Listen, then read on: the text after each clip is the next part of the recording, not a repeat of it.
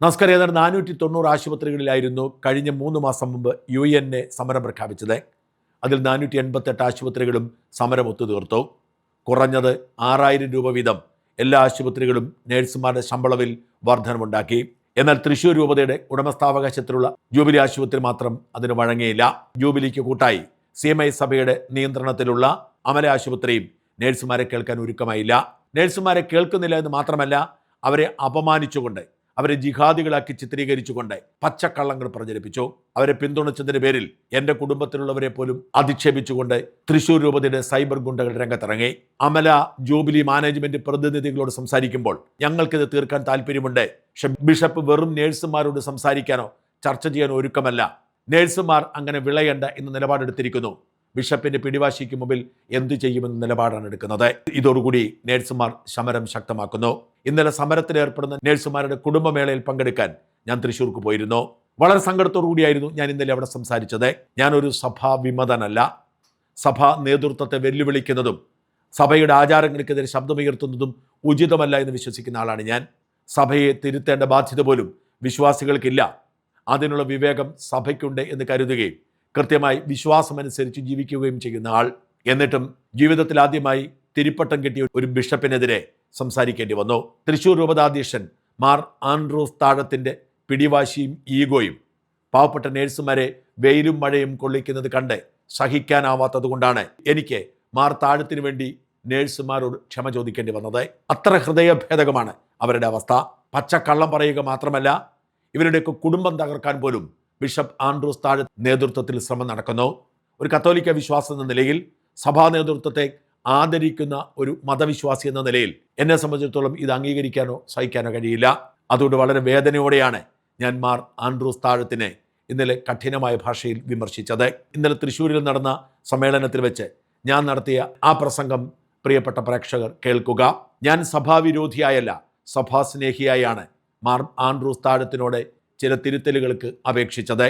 ദയവായി ഈ പ്രസംഗം മുഴുവൻ കേൾക്കണമെന്ന് വിനീതമായി അഭ്യർത്ഥിക്കുന്നു. ഞാൻ ആദ്യം എൻ്റെ പ്രഭാഷണത്തിലേക്ക് കടക്കുന്നതിന് മുൻപ് രണ്ടുപേർക്ക് നന്ദി പറയുന്നു. ഒന്ന് നടൻ ദേവനാണ്. നമ്മളിങ്ങനൊരു പരിപാടി നടത്തുമ്പോൾ നേരിടുന്ന ഏറ്റവും വലിയ പ്രതിസന്ധി പരസ്യമായി പിന്തുണയ്ക്കാൻ പലർക്കും പേടിയാണ്. പലരെയും വിളിച്ചു, നിങ്ങളോടൊപ്പമാണ്, നിങ്ങൾ തന്നെയാണ് എന്നൊക്കെ പറയുന്ന പലരും പിന്തുണയ്ക്കാൻ മടി കാണിച്ചു. പക്ഷെ ഞാൻ അദ്ദേഹത്തെ വിളിച്ചപ്പോൾ തന്നെ പറഞ്ഞു, അമ്മയുടെ സുപ്രധാനമായ യോഗം എറണാകുളത്ത് നടക്കുകയാണ്, പക്ഷെ എങ്കിലും ഞാൻ വരാമെന്ന് പറഞ്ഞു. ഇപ്പൊ ഞാൻ ചോദിക്കുകയായിരുന്നു, അമ്മയുടെ യോഗം ഇങ്ങനെ ചൂട് പിടിച്ച് അങ്ങ് പൊട്ടിത്തെറിയുടെ വക്കിലെത്തിയപ്പോഴാണ് ഈ പരിപാടിയിൽ പങ്കെടുക്കണല്ലോ എന്നോർത്ത് അവിടുന്ന് പോകുന്നതെന്ന് പറഞ്ഞു. അദ്ദേഹം ആ പരിപാടി അവിടെ നടക്കുന്നു. എനിക്ക് തോന്നുന്നു ഇപ്പം ബ്രേക്കിംഗ് ന്യൂസും കണ്ടില്ല, മിക്കവാറും ഭരണസമിതിയൊക്കെ രാജിവെച്ച് കാണും. അത്തരമൊരു സാഹചര്യം രൂപപ്പെടുമ്പോഴും നമ്മുടെ ഈ പരിപാടിയിൽ പങ്കെടുക്കണമെന്നുള്ള ഒരു ജാഗ്രത മൂലം ഇവിടേക്ക് എത്തിയ കഴിഞ്ഞ പ്രാവശ്യം പ്രസിഡന്റായി മത്സരിച്ച ആളാണെന്ന് നോക്കണം, ശ്രീ ദേവന് ഞാൻ ഹൃദയം നിറഞ്ഞ നന്ദി പറയുന്നു.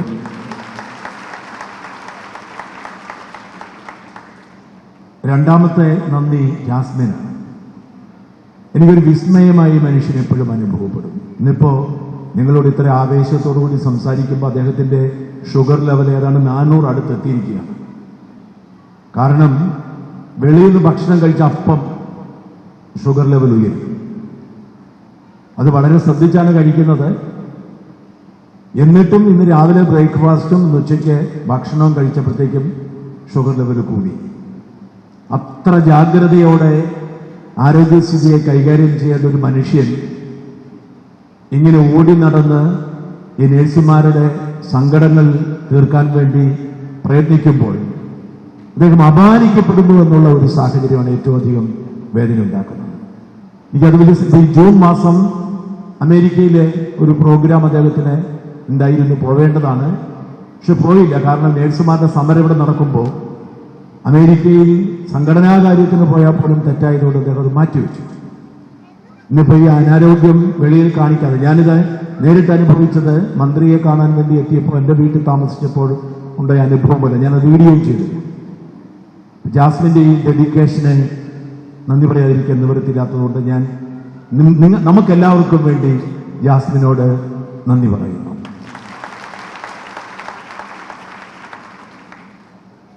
ഇന്ന് ഞാൻ നിങ്ങൾ പ്രതീക്ഷിക്കുന്ന മാതിരി ആവേശത്തോടെ പ്രസംഗം പറയാൻ പറ്റുന്ന ശാരീരിക അവസ്ഥയിലല്ല. ഈ 2-3 ദിവസം മുമ്പാണ് ഒരു ദന്തൽ സർജറി നടത്തിയത്. 3 ദിവസം മിണ്ടരുതെന്നാണ് ഡോക്ടർ പറഞ്ഞത്. എന്നിട്ട് ഞാൻ വീഡിയോ ഒക്കെ ചെയ്യുന്നുണ്ടായിരുന്നു. അതുകൊണ്ട് പതിയെ കഴിയാൻ വൈകുകയാണ്. സംസാരിക്കുമ്പോൾ വേദനയൊക്കെ ഉണ്ട്. അതുകൊണ്ട് ഞാൻ ദൈവത്തോട് ആവേശം കൂടി പോകരുതേ എന്ന് പ്രാർത്ഥിച്ചുകൊണ്ടാണ് സംസാരിക്കാനിരിക്കുന്നത്. അതുകൊണ്ട് ഞാൻ അധികം നീട്ടാതെയിരിക്കാം. ഇന്ന് ഈ ഒരു പരിപാടി ആയതുകൊണ്ട് മാത്രമാണ് രാവിലെ വന്ദേ ഭാരതിക്കാർ ഇങ്ങോട്ട് പോകുന്നത്. ഇവിടെ വന്നിട്ട് ഇവിടെ ഇരുന്നുകൊണ്ട് ഇന്നത്തെ വീഡിയോ ഒക്കെ ചെയ്തു, പരിപാടി പങ്കെടുത്തു. 5:30 എനിക്ക് ഇറങ്ങണം.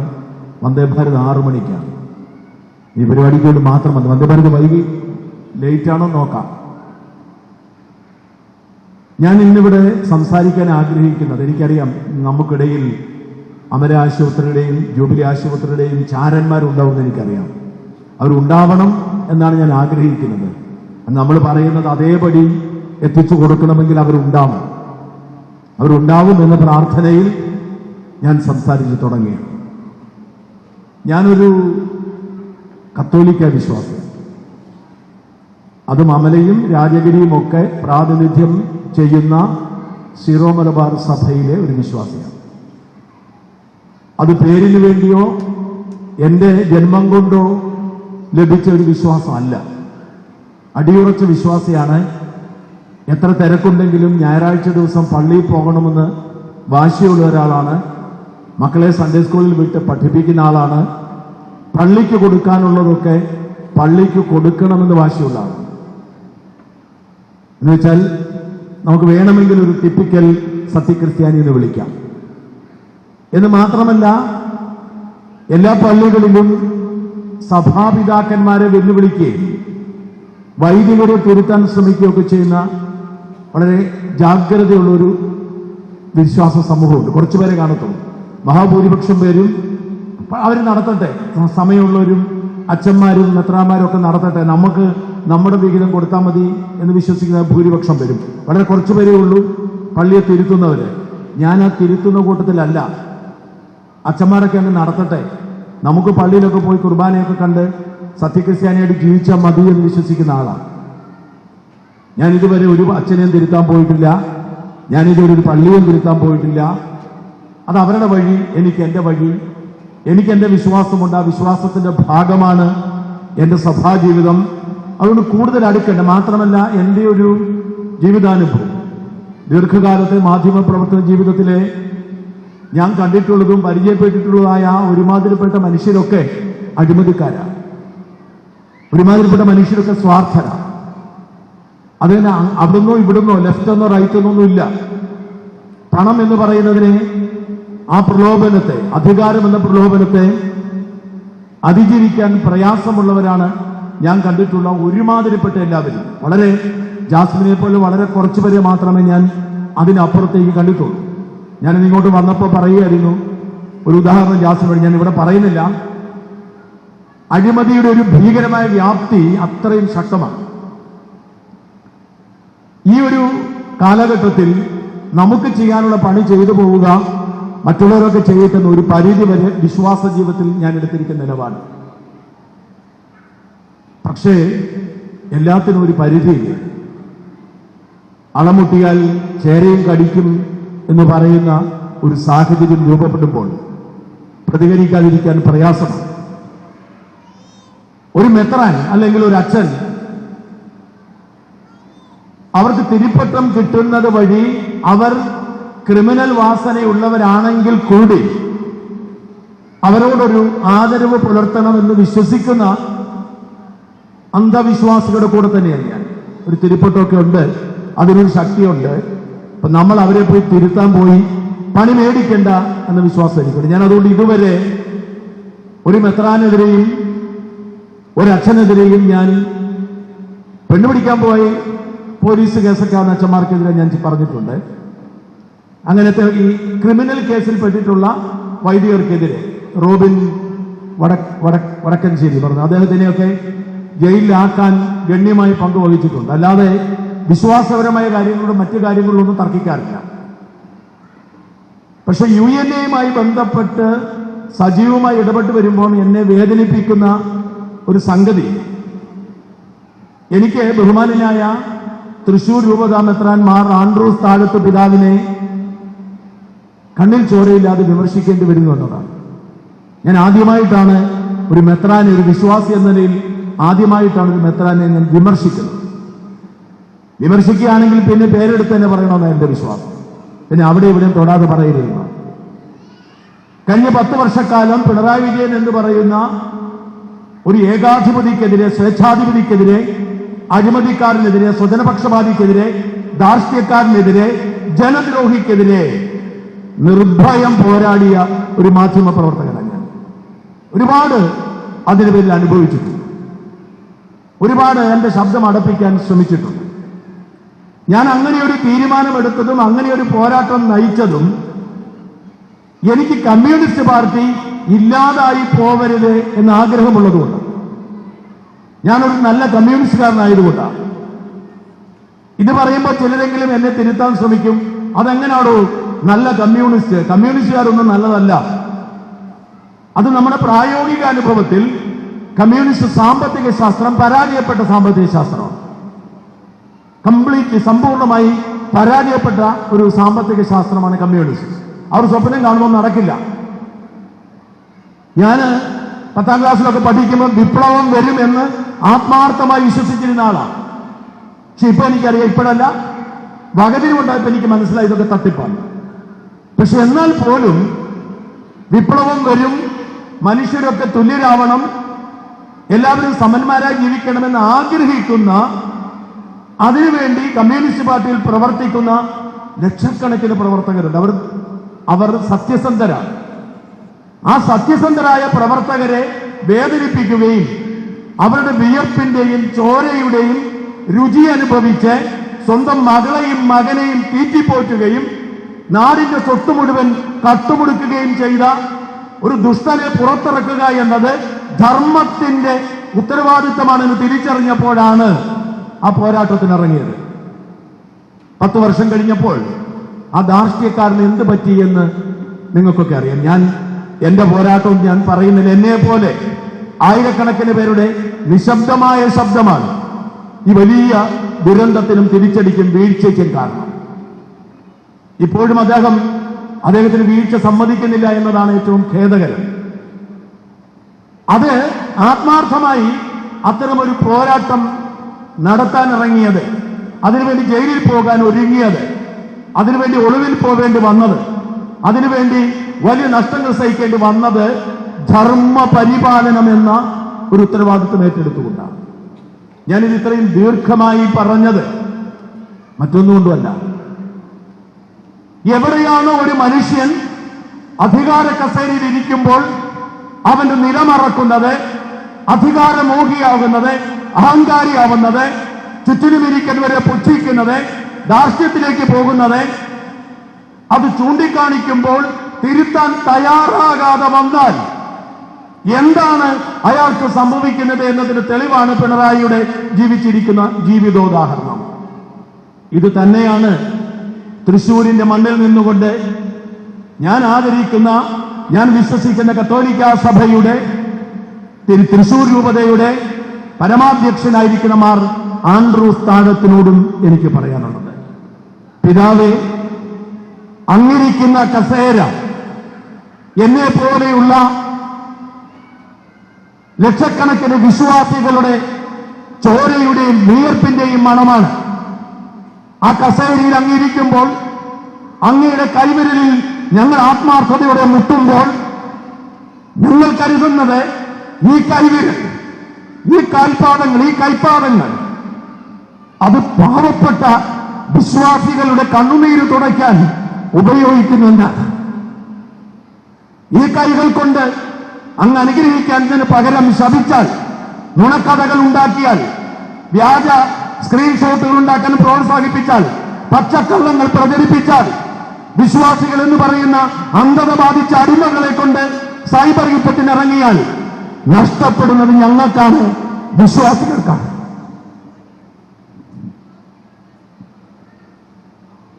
വിശ്വാസി എന്ന നിലയിലാണ് ഞാനിത് പറയുന്നത്. എനിക്ക് വളരെ സങ്കടം തോന്നി.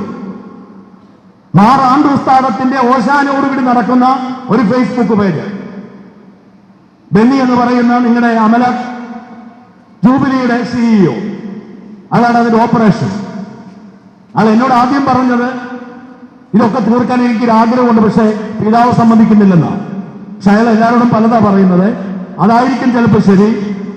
ഇവരെല്ലാം കൂടി ഓപ്പറേറ്റ് ചെയ്യുന്ന ഈ പേജിൽ പറഞ്ഞുകൊണ്ടിരിക്കുന്ന നുണകൾ, ജാസ്മിൻ ഷാ അല്ല UN എനിക്ക് 25 ലക്ഷം രൂപ തന്നു, അതുകൊണ്ടാണ് ഞാൻ ഇറങ്ങി പുറപ്പെട്ടതെന്ന്. ഞാനത് വിശദീകരിക്കേണ്ട കാര്യമൊന്നുമില്ല. ഏതാണ്ട് 35 വർഷമായി പത്രപ്രവർത്തനം ആരംഭിച്ചിട്ട് ഒരു കാലിച്ചായ പോലും മേടിച്ചു കുടിക്കരുതെന്ന് ആഗ്രഹമുണ്ട്. പക്ഷെ പ്രായം പൂർത്തിയായി വരും. പ്രായം കൂടി വരുമ്പോൾ പഴയ അഹങ്കാരമില്ലാത്തത് കൊണ്ട് ചായയും ഭക്ഷണമൊക്കെ തന്നാൽ കഴിക്കും. ഇപ്പോൾ പണ്ടൊക്കെ ആയിരുന്നെങ്കിൽ എന്റെ കാശ് കൊണ്ട് ഞാൻ കഴിച്ചോളാം എന്ന് പറയായിരുന്നു. പക്ഷെ ഇപ്പൊ അതല്ല. ഇപ്പൊ ഞാൻ തൃശ്ശൂർ വന്നാൽ എനിക്ക് ഭക്ഷണം വാങ്ങി തരുന്നത് UN-കാരാണ്. പക്ഷെ UN-കാർ തിരുവനന്തപുരത്ത് വന്നാൽ അവർക്ക് ഭക്ഷണം വാങ്ങി കൊടുക്കുന്നത് ഞാനും. അതാണ് പക്വത. ഇന്ന് ഉച്ചയ്ക്കും ഇന്ന് രാവിലെയും എന്റെ ഭക്ഷണത്തിന് ചെലവെടുത്തത് UN-കാരായിരിക്കത്തില്ല, ജാസ്മിനോ ആരെങ്കിലും, ജസ്വിനോ ആരെങ്കിലുമാണ്. അത്രേ ചെയ്തിട്ടുള്ളൂ. ഇനി 25 ലക്ഷം രൂപ അല്ല, എനിക്കൊരു 50 ലക്ഷം രൂപ വേണം എന്ന് ഞാൻ ആവശ്യപ്പെട്ടാൽ എങ്ങനെയെങ്കിലുമൊക്കെ തട്ടിപ്പിടിച്ച് നേഴ്സുമാരുടെ ഷാജൻ സാറ് ചോദിക്കുന്നു പറഞ്ഞ് കാശുണ്ടാക്കി തരുമെന്ന് എനിക്കറിയാം. പക്ഷെ എനിക്ക് ആവശ്യമില്ല.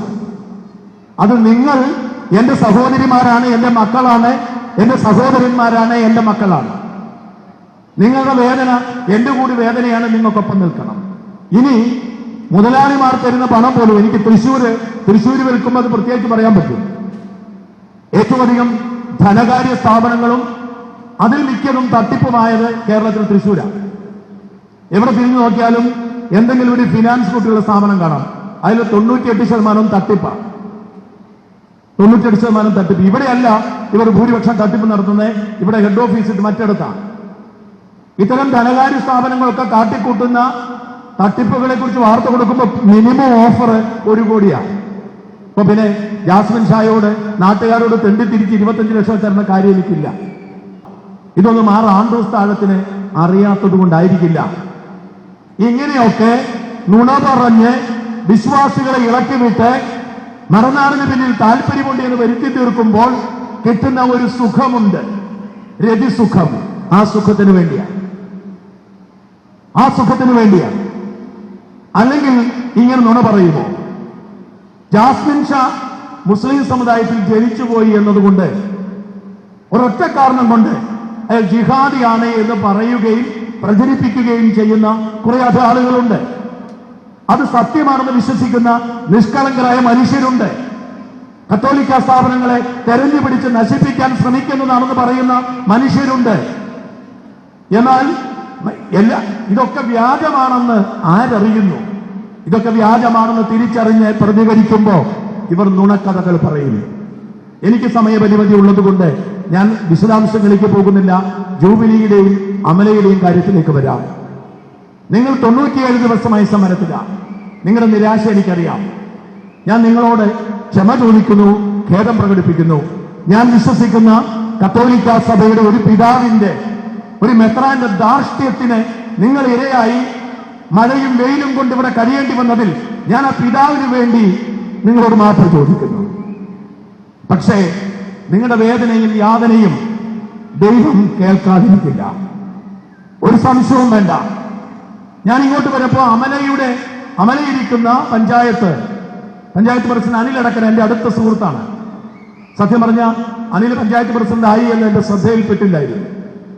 നല്ല മനുഷ്യനാണ്, എനിക്ക് ആദരവുള്ള ആളാണ്, അഴിമതിക്കാരനല്ല, വളരെ അടുത്ത സുഹൃത്താണ്. ഞാൻ അനിലിനെ വിളിച്ചു, അനിലേ, ഞാൻ ഇപ്പോഴാണല്ലോ അറിയുന്നത് നിങ്ങൾ അവിടുത്തെ പഞ്ചായത്ത് പ്രസിഡന്റ് ആയെന്ന്. എന്തായി തീർക്കാത്തത്? എന്തിനാണ് നിങ്ങൾ അവർക്കൊപ്പം നിൽക്കുന്നത്? അനിലിന്റെ ആദ്യത്തെ മറുപടി, ചേട്ടാ, ഈ അടാട്ട് എന്ന് പറയുന്ന ചെറിയ പഞ്ചായത്തിന് 1 കോടി രൂപയാണ് നികുതി ഇനത്തിൽ, തൊഴിൽ നികുതി ഇനത്തിൽ അമല തരുന്നത്. ഞാൻ അവരെ പിന്തുണയ്ക്കാതിരിക്കുമോ? മാത്രമല്ല എനിക്ക് അമലയുമായി ബന്ധമുണ്ട്. അദ്ദേഹം ഒരുപാട് കാര്യങ്ങൾ പറഞ്ഞു. എന്നിട്ട് അദ്ദേഹം എന്നോട് പറഞ്ഞു, ഷാജിന് അറിയാമോ, 6 മണിക്കൂർ ഷിഫ്റ്റേ ഉള്ളൂ ഇവിടെ. ഞാൻ പറഞ്ഞു എനിക്കറിയില്ല. അതെ, ഒരാൾക്ക് 6 മണിക്കൂർ ഷിഫ്റ്റേ ഉള്ളൂ, കൂടെ മാസത്തിൽ ഒരു തവണ 12 മണിക്കൂർ നൈറ്റ് ഷിഫ്റ്റ്. ഞാൻ പെട്ടെന്ന് ഓർത്തു, 2014 മുതൽ ഒരു കമ്മീഷൻ റിപ്പോർട്ട് അനുസരിച്ച് 6 മണിക്കൂർ ഒരാഴ്ച, 6 മണിക്കൂർ ഈവനിങ് രണ്ടാമതൊരാഴ്ച, പിന്നെ 12 മണിക്കൂർ നൈറ്റ് ഷിഫ്റ്റ്. ഇതാണ് ഞാൻ മനസ്സിലാക്കിയത് 7 ദിവസം. അങ്ങനെ പോകുന്ന തരത്തിലാണ്. ഞാൻ ചോദിച്ചില്ല, അങ്ങനെയല്ല. അപ്പൊ ഞാൻ അദ്ദേഹത്തോട് പറഞ്ഞു, ഞാൻ ആരോടും ആലോചിച്ചിട്ടില്ല, ചോദിച്ചിട്ടില്ലെങ്കിലും ഞാൻ എൻ്റെ വ്യക്തിപരമായ ഒരു പ്രോമിസ് തരാം. 6 മണിക്കൂർ ഷിഫ്റ്റ് മാത്രമേ ഉള്ളൂ, മാസത്തിൽ ഒരു നൈറ്റ് ഡ്യൂട്ടി 12 മണിക്കൂർ ഉള്ളെങ്കിൽ സമരം പിൻവലിക്കാം, ശമ്പള വർധനവ് വേണ്ട. ഞാൻ ഏറ്റു. പക്ഷെ ഇപ്പൊ എന്നെ വിളിച്ച് അദ്ദേഹം പറഞ്ഞു മാസത്തിലല്ലോ, ആഴ്ചയിലൊന്നാണോ. ഞാൻ അനിലിനോട് പറഞ്ഞു, അനിലെ ആഴ്ചയിലൊന്നുമല്ല, 7 ദിവസമാണ്, ചോദിക്കാം, ആലോചിക്കാം എന്ന് പറഞ്ഞു. പാവപ്പെട്ട നേഴ്സുമാർക്ക് ശമ്പളം കൊടുക്കാൻ എന്തിനാണ് മടിക്കുന്നത്? എന്തിനാണ് നുണ പറയുന്നത്? ഞാൻ ഇവിടെ നിൽക്കുമ്പോൾ പിറകിൽ നിൽക്കുന്ന ഒരു നേഴ്സിനോട് സംസാരിക്കുകയായിരുന്നു. ഞാൻ ചോദിച്ചു, എത്ര വർഷമായി അമലെ ജോലി ചെയ്യുന്നത്? 24 വർഷം. അപ്പൊ ഞാൻ ചോദിച്ചു, എന്നാൽ 65,000 രൂപ ശമ്പളം കാണുമല്ലോ? ഇല്ല, 45,000 രൂപ. അല്ല, ഏറ്റവും കൂടുതൽ സീനിയർ ആയിരിക്കുന്നവർക്കൊക്കെ 45-നും 65-നും ഇടയിലാണെന്നാണ് അവർ പ്രചരിപ്പിക്കുന്നത്. പിന്നെ എങ്ങനെയാണ്? എന്നോട് ആ നേഴ്സ് പറഞ്ഞു, ഞാൻ പേര് മറന്നുപോയി, 2700 രൂപയ്ക്ക് 2001 ജോലിക്ക് കയറി അമലയിൽ. അപ്പൊ ഞാൻ ചോദിച്ചു, ട്രെയിനിങ് ഇല്ലായിരുന്നോ? അത് ജൂബിലി കഴിഞ്ഞു, അങ്ങോട്ട് പൈസ കൊടുത്ത് ട്രെയിനിങ് ഉണ്ടായിരുന്നോ? അങ്ങോട്ട് പൈസ കൊടുത്ത് ജൂബിലി ട്രെയിനിങ് കഴിഞ്ഞ് 3 വർഷത്തെ ട്രെയിനിങ് കഴിഞ്ഞ് അമലയിൽ 2700 രൂപ ശമ്പളത്തിന് കയറി. 2010-11 UNA ആരംഭിക്കുന്നത് വരെ 10,000 രൂപ വരെ ശമ്പളം എത്തിയിട്ടില്ല. അതിനുശേഷം വർദ്ധിച്ച് 45 വരെ കിട്ടി. അത്ര വീട്ടിൽ കൊണ്ടുപോകാൻ പറ്റത്തില്ല, 45 വരെ കിട്ടി. നോക്കൂ, 4 വർഷം നേഴ്സിംഗ് പഠിച്ച് 24 വർഷം ജോലി ചെയ്ത ഒരു നേഴ്സിന്, ഒരേ സ്ഥാപനത്തിൽ ജോലി ചെയ്ത ഒരു നേഴ്സിന് ഇപ്പോഴും കിട്ടുന്നത് 45,000 രൂപ ശമ്പളം. എന്നിട്ട് പറയുന്നതോ 60,000 ഒരുപാട് പേർ കൊടുക്കുന്നുണ്ടെന്ന്. ഈ 40,000 എങ്ങനെ വന്നു? UNA ഉള്ളത് കൊണ്ട്. UNA ഇല്ലാത്ത ആശുപത്രി ചെന്ന് നോക്കൂ, 40,000 ആർക്കും കാണത്തില്ല. എന്റെ സ്ഥാപനത്തിൽ 14 വർഷം മുമ്പ് 6,000 രൂപ ജോലിക്ക് കയറിയ ഒരാൾ ഇന്ന് മേടിക്കുന്ന ശമ്പളം 80,000 രൂപയാണ്. കാരണം ഈ 6,000 രൂപ പെട്ടെന്ന് എടുത്ത് ട്രെയിനി ആയിരുന്നു, പെട്ടെന്ന് തന്നെ ഇത് കൂട്ടി, പിന്നെ മിനിമം 10% എല്ലാ വർഷവും കൂട്ടിക്കൊടുക്കും. 80,000 രൂപയാണ്. ജേർണലിസത്തിന്റെ പഠന സമയം എത്രയാണെന്നറിയാമോ? ഒരു പാർട്ട് ടൈം ഈവനിങ് കോഴ്സ് പോയാൽ മതി, ഒരു വർഷം കഷ്ടി. ഇത്ര മതി ജേർണലിസം. ഇത് പോകണമെന്ന് നിർബന്ധമില്ല, പണിയറിഞ്ഞാൽ മതി. പക്ഷെ നേഴ്സിന് എങ്ങനെ ജോലി ചെയ്യാൻ പറ്റുമോ? പറ്റില്ല. 24 വർഷം ജോലി ചെയ്താൽ 45,000 രൂപ കൊടുത്തിട്ട് ചോദിക്കുകയാണ്, ഇത്രയധികം ശമ്പളം കൊടുക്കുന്ന ഒരു ആശുപത്രിയുടെ പേര് പറയാമോ എന്ന്? പറയാം, ഇഷ്ടം പോലെ പറയാം. സമരം നടത്തി നേടിയെടുത്തിരിക്കുന്ന ആസ്റ്ററും ബേബി മെമ്മോറിയലും രാജഗിരിയും ക്രാഫ്റ്റും അടക്കമുള്ള ആശുപത്രികളിൽ ഇതിനേക്കാൾ ശമ്പളമുണ്ട്. മറ്റുള്ളവരുടെ ശമ്പളം എന്നെ വെളിപ്പെടുത്താത്തതെന്ന് എപ്പോഴും വെളിപ്പെടുത്തുന്നതാണ്. ഇത് നിങ്ങൾ കേൾക്കുന്നില്ല, എന്ത് ചെയ്യും? നുണ പറയുകയാണ്, വിശ്വാസികളെ തെറ്റിദ്ധരിപ്പിക്കുകയാണ്. അതുകൊണ്ടാണ് പറയുന്നത്, ഒരു കത്തോലിക്ക വിശ്വാസി എന്ന നിലയിൽ എനിക്ക് സങ്കടമുണ്ട്. നിസ്സാരമായ കാര്യങ്ങളിൽ ഒരു ബിഷപ്പ് അയാളുടെ ഈഗോ തീർക്കാൻ ഞാൻ വളരെ പ്രസിദ്ധനായ, വളരെ ശക്തനായ ഒരാളെ കൊണ്ട് സംസാരിപ്പിച്ചു. അപ്പൊ ബിഷപ്പ് പറയാണ്, 1 ലക്ഷം രൂപ വേണമെങ്കിലും കൊടുക്കാം, പക്ഷെ UNA-യുമായി ചർച്ചയില്ല. നോക്കൂ എന്തൊരു ഈഗോയാണെന്ന്. എന്താ UNA-യുടെ കുഴപ്പം? UNA-യിൽ എല്ലാവരും നേഴ്സുമാരാണ്. നേഴ്സുമാരുടെ പുച്ഛം. നേഴ്സുമാരൊക്കെ ആരാണ്? പഴയൊരു മാമൂൽ ചിന്താഗതിയോടെ നേഴ്സുമാരെ പുച്ഛിക്കുന്ന ഒരു കാലം. ആ കാലത്ത് ജനിച്ചു വളർന്നതുകൊണ്ടാണ് ഇനി കിരീടം താഴെ വയ്ക്കാൻ 6 മാസം പോലും ബാക്കിയില്ലാത്ത ബിഷപ്പ് ആൻഡ്രൂ സ്ഥാനത്ത് നേഴ്സുമാരെ പുച്ഛിക്കുന്നത്. പിതാവിനോട് എനിക്ക് പറയാനുള്ളത്, സീറോ മലബാർ സഭയിൽ ഏറ്റവും അധികം ആളുകൾ ജോലി ചെയ്യുന്നത് നേഴ്സിംഗ് മേഖലയിലാണ്. കേരളത്തിലെ സീറോ മലബാർ സഭാ വിശ്വാസികളെ നേഴ്സുമാരും അവരുടെ ബന്ധുക്കളും ഒരുമിച്ച് പോയി പണി നോക്കൂ എന്ന് പറഞ്ഞാൽ സഭയുടെ കസേരയിൽ ഇരിക്കാൻ ആരും ഉണ്ടാവില്ല. എല്ലാ കുടുംബത്തിലും ഞാൻ പറയുന്നു, എല്ലാ കുടുംബത്തിലും ഒരു നേഴ്സെങ്കിലും കാണും.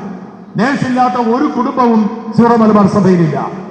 ഞങ്ങൾ എല്ലാ ഞായറാഴ്ചയും പിരിവ് നൽകുന്നത് കൊണ്ടാണ്, ഞങ്ങൾ എല്ലാ ഞായറാഴ്ചയും മാസക്കുടിശ്ശിക തീർക്കുന്നത് കൊണ്ടാണ്, വരിശങ്ക തരുന്നത് കൊണ്ടാണ് പിതാവേ അങ്ങ് സിംഹാസനത്തിൽ ഇങ്ങനെ കൈമുത്താൻ വേണ്ടി ആളെ കാത്തിരിക്കുന്നത്. ആ കസേരയിൽ ഇരുത്തുന്നത് ഞങ്ങളുടെ വിയർപ്പാണ്. ഞങ്ങൾ ഇവിടുത്തെ നേഴ്സിംഗ് സമൂഹം ഒരുമിച്ച് പറയുകയാണ്, ഇത്തരം അനീതി ചെയ്യുന്നവർക്ക് ഞങ്ങൾ പിരിവ് കൊടുക്കില്ല എന്ന് തീരുമാനിച്ചാൽ തീരുന്നതേ ഉള്ളൂ നിങ്ങളുടെ അഹങ്കാരം. അങ്ങനെയൊന്നും ചെയ്യാൻ ഞങ്ങൾക്ക് താല്പര്യമില്ല തൽക്കാലം. കാരണം ഞങ്ങളുടെ വിശ്വാസവും ഞങ്ങളുടെ സഭാസമൂഹവും തകരാൻ ഞങ്ങൾ ആഗ്രഹിക്കുന്നില്ല. ഞങ്ങളുടെ സഭാസമൂഹത്തിന്റെ ഭാഗമായ ജൂബിലിയും അമലയും തകരാൻ ഞങ്ങൾ ആഗ്രഹിക്കുന്നില്ല. പ്രത്യേകിച്ച് ഇത് വല്ലാത്തൊരു കാലമാണ്. കോർപ്പറേറ്റുകൾ ചോര കുടിക്കുന്ന കാലം. ഏത് ആശുപത്രിക്കും കോർപ്പറേറ്റുകൾ വില പറയുന്നു. അവർ കൊണ്ടുപോവുകയാണ്, അവർ ഇവിടെ രോഗം സൃഷ്ടിക്കുകയാണ്. അവരിവിടെ മാഫിയ, മെഡിക്കൽ മാഫിയയ്ക്ക് കീഴിൽ വന്ന് ഈ സമൂഹത്തെ ചുട്ടുതിന്നുകയാണ്. അവർക്കെതിരെ ആരും ഒരു നടപടിയും എടുക്കില്ല. ആശുപത്രിയിൽ ചികിത്സാ ചെലവിന് ആള് മരിച്ചാൽ മെഡിക്കൽ റെക്കോർഡുകൾ തിരുത്തും. ആരാണ് വിദഗ്ധ സംഘം? വിദഗ്ധ സംഘം അവരുടെ ആളുകളാണ്. പോലീസ് എഫ്ഐആറിടില്ല. നൂറുകണക്കിന് കേസുകൾ കൈകാര്യം ചെയ്തിട്ടുണ്ട്. റിപ്പോർട്ട് ചെയ്തതിന് പേരിൽ പല കേസുകളിലും കോടതി കയറി ഇറങ്ങി നടക്കുന്ന ആളാണ് ഞാൻ. ആ കോർപ്പറേറ്റ് മാഫിയ ഈ ആശുപത്രികളിൽ വിഴുങ്ങുന്നത് ആലോചിക്കാൻ പോലും ഞങ്ങൾക്ക് കഴിയില്ല. എവിടെയാണോ കത്തോലിക്ക സഭ തളരുന്നത്, എവിടെയാണോ സിംഗിൾ മാനേജ്മെന്റുകൾ തകരുന്നത്, അവിടേക്ക് കോർപ്പറേറ്റുകൾ കഴുകൻ കണ്ണുമായി എത്തും. അത് ഞങ്ങൾ അനുവദിക്കില്ല. പക്ഷെ ഇത് മനസ്സിലാക്കാൻ നിങ്ങൾക്ക് വിവേകമില്ല. നിങ്ങൾക്ക് പണം നൽകി, ചെല്ലും ചെലവ് നൽകി കോർപ്പറേറ്റുകൾ നിങ്ങളെ മുമ്പോട്ട് കൊണ്ടുപോകുന്നുണ്ടെങ്കിൽ അവരുടെ ലക്ഷ്യം നിങ്ങളുടെ ആശുപത്രികൾ ഏറ്റെടുക്കാനാണ്. നാളെ നിങ്ങളുടെ ആശുപത്രികൾ നിങ്ങൾക്ക് നഷ്ടപ്പെടും, ഈ സമൂഹത്തിന് നഷ്ടപ്പെടും. അവിടെയൊക്കെ കോർപ്പറേറ്റുകൾ കൈയടക്കും. ഇത് തിരിച്ചറിയാനുള്ള വിവേകം ഇവിടുത്തെ പിതാക്കന്മാർക്കില്ല. കറുവാക്കുന്നേൽ കുറുവച്ചൻ എന്ന് പറഞ്ഞ സിനിമ നമ്മളെ കണ്ടിട്ടുണ്ട്, പൃഥ്വിരാജിന്റെ കടുവ ഇല്ലേ? ആ സിനിമയ്ക്ക് നിദാനമായ കുരുവനാക്കുന്നേൽ കുറുവച്ചനെ കാണാൻ കഴിഞ്ഞ ദിവസം പോയി. 90 വയസ്സായി. അന്ന് പള്ളിയുടെ ട്രസ്റ്റി ആയിരുന്ന കുറുവച്ചൻ ഈ പള്ളി അധികാരികളുടെ ധാർഷ്ട്യത്തിനെതിരെ വികാരിയച്ഛന്റെ ഒരു ഓർഗൻ മേടിക്കുന്നതുമായി ബന്ധപ്പെട്ട തർക്കമാണ്. അത് ചോദിക്കാൻ വേണ്ടി അരമനയെ പോയപ്പോൾ മെത്രാൻ ഇറക്കി വിട്ടപ്പോൾ തുടങ്ങിയ യുദ്ധമാണ്. അതാണ് വെടിവയ്പ്പിലും ജയിലിലുമൊക്കെ അവസാനിച്ചത്. അതാണ് സിനിമയിൽ അവസാനിച്ചത്. അങ്ങനെ ഈ ധാർഷ്ട്യത്തിന് ഒരുപാട് ഇരകളുണ്ട്. ഈ സഭയെ തകർക്കുക എന്ന ലക്ഷ്യം. പിതാവിനോട് എന്റെ അപേക്ഷ, കത്തോലിക്ക സഭയെ തകർക്കാനുള്ള ഗൂഢാലോചനയിൽ അങ്ങ് പങ്കെടുക്കരുത്. ഈ വിശ്വാസ സമൂഹത്തെ ഇങ്ങനെ അപമാനിക്കരുത്. നേഴ്സുമാരുടെ കണ്ണുനീർ, മാലാഖമാരുടെ കണ്ണുനീരിനെ അങ്ങ് വില കൊടുക്കേണ്ടി വരും. സീറോ മലബാർ സഭയുടെ മേജർ ആർച്ച് ബിഷപ്പാവാൻ അങ്ങ് ആഗ്രഹിച്ചിട്ട് നടക്കാതെ പോയതിന് വിഷമം എനിക്കറിയാം. അങ്ങയുടെ ജൂനിയർ ആയിരിക്കുന്ന ഒരു പിതാവ് അങ്ങേക്കാൾ ഉയർന്ന പദവിയിലിരിക്കുന്ന നിരാശ എനിക്കറിയാം. അവരുടെ ആരുടെയും മുമ്പിൽ തല താഴ്ത്തേണ്ട കാര്യം എനിക്കില്ല എന്നുള്ള അങ്ങയുടെ അകന്ത എനിക്കറിയാം. പക്ഷെ 6 മാസം കൂടിയുള്ള പിതാവേ, ഡിസംബർ 13-ാം തീയതി റിട്ടയർ ചെയ്ത് കഴിഞ്ഞാൽ ഈ ജൂബിലി ആശുപത്രിയിലെ ഏതെങ്കിലും ഒരു മുറിയിൽ, അല്ലെങ്കിൽ അരമനയുടെ എവിടെയെങ്കിലുമുള്ള ഏതെങ്കിലും ഒരു മുറിയിൽ കുറച്ചു കാലം കൂടി സഹായികളുടെ സഹായത്തോടെ കഴിയേണ്ടി വരും. അന്ന് രോഗാതുരനാകുമ്പോൾ ശുശ്രൂഷിക്കാൻ ഇന്ന് കണ്ണീർ കുടിപ്പിച്ച ഈ നേഴ്സുമാർ മാത്രമായിരിക്കും ഉണ്ടാവുക. അന്ന് അങ്ങേക്ക് പറയും, അന്ന് അങ്ങ് അവരോട് പറയും, എനിക്ക് തെറ്റുപറ്റിപ്പോയി. പക്ഷെ അപ്പോഴേക്കും വൈകിയിരിക്കും. ഇന്ന് ഈ പിള്ളേർ, ഈ നേഴ്സുമാരുടെ മക്കൾ, ഇവരുടെ സഹോദരങ്ങൾ, ഇവരുടെ കുടുംബം കണ്ടു വളരുന്നത് കണ്ടിൽ ചോരയില്ലാത്ത ഒരു മെത്രാന്റെ അഹന്തയാണ്. ഇങ്ങനെ ഒരു പള്ളിയിൽ പോകണ്ടെന്ന് ഇവർക്ക് തോന്നിയാൽ നാളെ ഈ സഭയ്ക്കാണ് നഷ്ടമുണ്ടാവുന്നത്. കുറെ കാലത്തിന് ശേഷം നിങ്ങൾ മാപ്പ് പറയുമെന്ന് എനിക്കറിയാം. ഭൂമി ഉരുണ്ടതാണ് എന്ന് പറഞ്ഞയാളെ തൂക്കിക്കൊന്ന ഒരു ചരിത്രം സഭയ്ക്കുണ്ട്. പരന്നതാണ് എന്ന് പറഞ്ഞത് തിരുത്തേണ്ടി വന്നു, മാപ്പ് പറയേണ്ടി വന്നു. ലോകമെമ്പാടും പാശ്ചാത്യ ലോകത്ത് ആയിരക്കണക്കിന് കുട്ടികളെ പീഡിപ്പിച്ച മെത്രാന്മാർക്ക് വേണ്ടി, അച്ഛന്മാർക്ക് വേണ്ടി പിന്നീട് മാപ്പ് പറയേണ്ടി വന്നു. അങ്ങനെ വീണ്ടും മാപ്പ് പറയുന്ന ഒരു കാലം വിദൂരമല്ല. അപ്പോഴേക്കും ഈ മാപ്പ് കേൾക്കാൻ വിശ്വാസികൾ ഇല്ലാതാകുമെന്ന ഭയം എന്നെ അലട്ടുന്നു. പ്രിയപ്പെട്ട ആൻഡ്രൂസ് താഴത്ത് പിതാവേ, അഹങ്കാരത്തിന്റെ കൊടുമുടി താഴെ വയ്ക്കുക. ആ അഹന്തയുടെ കസേരയിൽ നിന്നും ഇറങ്ങി വരിക. ഈ പാവപ്പെട്ട നേഴ്സുമാരുടെ കണ്ണീര് കാണുക. ഇവർ പരാജയപ്പെട്ട് പിന്മാറില്ല. ഇവർക്കൊപ്പം അടിയുറച്ച് എന്നെ പോലുള്ള ആയിരക്കണക്കിന് വിശ്വാസികൾ ഉണ്ടാവും. അവർക്ക് നീതി കിട്ടുന്നത് വരെ പോരാടാൻ ഞങ്ങളുണ്ടാവും. ഇന്നല്ലെങ്കിൽ നാളെ അങ്ങേക്ക് തോൽവി സമ്മതിക്കേണ്ടി വരും. അതിനു മുൻപ് അന്തസ്സോടുകൂടി അങ്ങ് മനസ്സിലാക്കുക, തിരിച്ചറിയുക, ഇവരുടെ ശമ്പളം വർദ്ധിക്കുക, ഇവരെ മനുഷ്യരെ കാണുക, ഇവർക്ക് ജീവിക്കാനുള്ള അവകാശം സംരക്ഷിക്കുക. ജയ് ഹിന്ദ്.